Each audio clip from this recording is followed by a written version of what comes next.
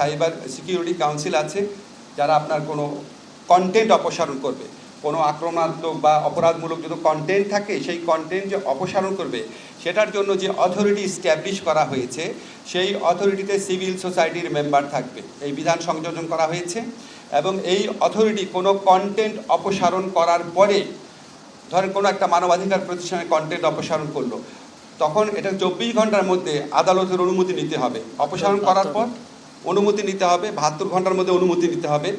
আদালত যদি বলে যে না, এই কন্টেন্ট অপসারণ করা যাবে না, তাহলে সে কন্টেন্ট পুনরায় প্রকাশ করতে হবে।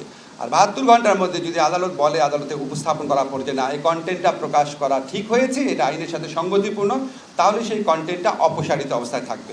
অর্থাৎ আমরা অনেকগুলো রক্ষা কবচ সৃষ্টি করেছি। আরেকটা রক্ষা কবচ হচ্ছে, যেই কন্টেন্টটা অপসারণ করা হবে সেটা সম্পর্কে জনগণকে জানাতে হবে।